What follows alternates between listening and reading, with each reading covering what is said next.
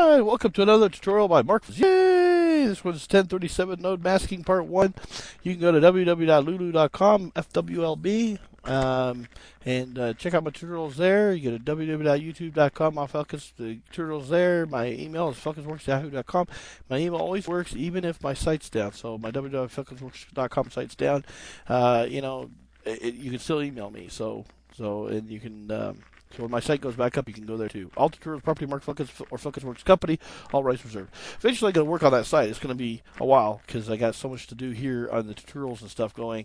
I need to really crank it out. So it's going to be a while before I get to that. Eventually, all the tutorials will be done, and then I can focus on the website and do some really cool stuff, video and website, and movies and things like that. Boy, it's going to be. I just can't wait. It's going to be a blast as soon as I get into the higher level stuff. But I need to have the toots done so you can follow along and do what I do, and for those of you who want to do it.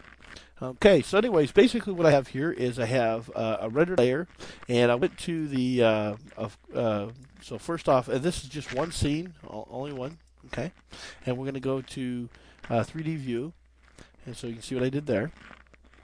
3D view, all I did is I went to top camera perspective, but I went to top view, line camera to view, got rid of the cube, and then just picked out add curve Bezier circle, because Bezier is easier to use when you get into masking, okay, than the other kinds of things. But you can use the other stuff and box model it, but this is easier to do, and I guess it makes a cleaner look. Probably because of the smoothness of Bezier curves. And in the past, they've had big arguments about Bezier over box modeling anyway, saying it was actually better and superior, and even Maya software even said that at one time. Not now, but they used to. So anyway, it's kind of depends on the artist's abilities, I guess, really. And I didn't do anything to it. I think I gave it just a material. Did I give him material? I don't even remember. Nope, didn't even get him material. Just a flat Bezier curve. And I went to edit mode and shrunk it down a little bit. So it was a little too big, so I just zoomed in on it. Okay, and you can see the Bezier circle right here, how it's going right through. Okay, now, so then we go back to our, and you can make the Bezier curve more if I made this lighter, I could make it so that would be more clear cut. But this is okay for what we're going to use it for. You can play with it. Anyways, so I think if you had a texture, it would be even clearer. So or there's other things you can do, transparency, this, that. Anyway, okay. So now, after that, we'll go back to the nodes, node editor, and we're going to load a picture node. Of course, you got the render node and always remember you click on this first and say use nodes, and make sure that we are when you hit the render later area, make sure you're doing composite, so it will render out. Anyway, so now we got the kitty. I took a picture of a cat. My cat, his name's Buddy. Meow, he's so cute. He's laying right here next to me. He's my buddy. He's a stray cat that I adopted, and just briefly, he had no fur, believe it or not, on the top of his head right here, and all the way on the sides, his belly, his side, underneath the belly, all around his neck, the sides of him on both sides had no fur, just down the back, just down the top of his back, and then it ended, and part of his head was bald, like right here and right here was bald. Around his ears. His ears had no fur on them.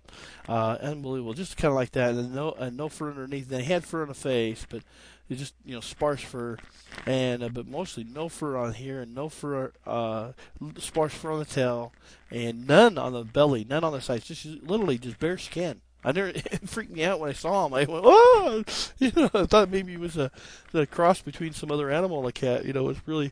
But he came up to me meowing one day, and he was a stray cat, and he just looked like he needed help, and he just meowing and looking at me and talking to me and everything. And I've never seen a cat talk to me like, just follow me around and talk to me.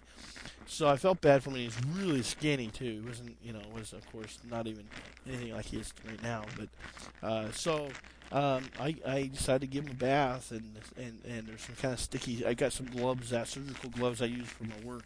So I got them out and put them on, and I looked at his fur, and he let me touch him. And anytime he touched me, he would want you to scratch in that area, and you scratch, and he didn't even bite me. He just purr and scratch me here, And I thought, okay, you gotta get a bath.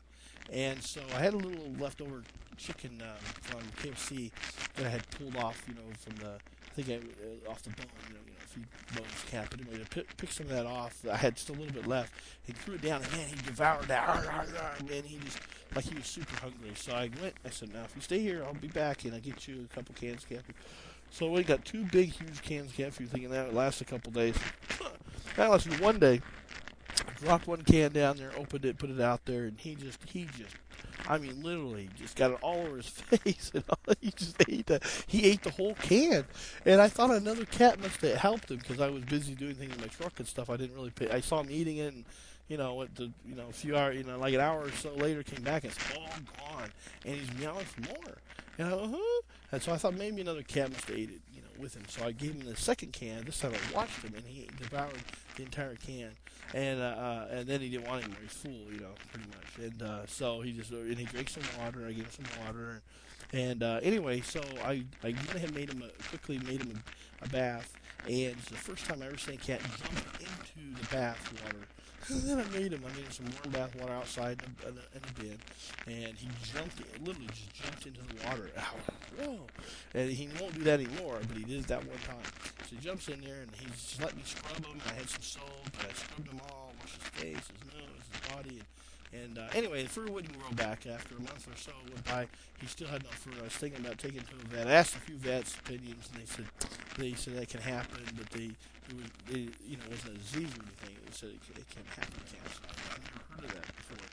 So I have this stuff that I put on my feet for fungus and stuff that I have because my feet are always wet when I clean windows out there, and so I was like, oh man, for homes and businesses, but feet always get wet. So I always get the spray stuff to put on my feet every now and then just to make sure that because they itch and stuff. So I had this Northerderm stuff. I think it's the name of it, and it was a little bottle of it that you put on there. It was really good because you could just rub. It was real expensive. It was like $16 for a little bottle of it. But you could put a little bit on your fingertip, rub it all over the feet, and it would smear all over your feet. It's little greasy stuff. It was pretty cool. On both feet, and you wash your hands off, and it would take care of the fungus for the whole summer, just that little bit. And so it was worth the $15 rather than $8 or $9 a can spraying on my feet and go through 20 of them. So I had that, and on the back of it, one day I was reading with some glasses, and on the small bottom thing it said, "Hey, it will regrow hair and fur." I said, "Fur?" And to this day, it probably didn't say fur, but just the way the lettering was, it said fur, I swore. And so, and I zoomed in on it and everything, and it looked like fur, F-U-R. And so I was like, that is weird. So I rubbed it all over my cat. I just took it and rubbed it all over him. Thought, well, if you were going to share, and he liked it. It didn't hurt him or nothing. And rubbed it over his belly, just the areas that had no fur, over his head right here. And his hair all regrew. And 30 days later, he had all hair. Boom! 30 days, and now he has too much hair. Anyway, that's a long story for you. So anyways, right here we got an image node, and this is just a regular render layer. When you click on that, so use those already there. And of course we have the composite and the viewer, and then this one here is just your alpha over, and make sure you click on that. Okay, and then right here is a picture, 2 pictures. So I took one picture of him sitting on a pillow, and then I took a picture of him not on a pillow. And then I combined this node down here to the bottom and this other one to the top, right here. And then you use alpha to the frac. You can switch the image to frac too, but then it blends in this with everything in the front and around. It doesn't look as good. But you can't do it make a ghostly effects. You could probably make him look like a ghost. Anyway, it's kind of cool. But anyway, so the alpha to frac, and then these come out, and then that's it. And then you just render F12, and you get a nice. I think I rendered the wrong. I had the layer thing selected. I think I gotta go over here. Hit the composite or the viewer, actual viewer. There. Sometimes I always get. Yeah, there it is. That should do it. Okay. Oh, maybe not. Oh, this is interesting. Why is it not? Oh, there it goes. I was too impatient. Okay, there it is. And now you can see it. It opened the first one and then opened that. So I'm not sure why I did that. Probably for both layers.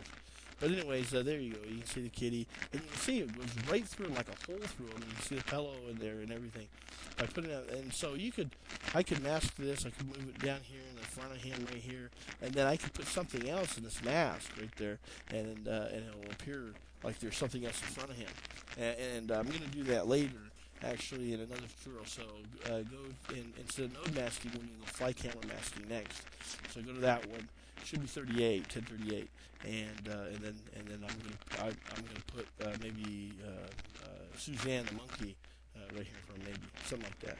All right, that's about it for this tutorial here. So thank you for listening for my tutorials, and don't be afraid to play with all these.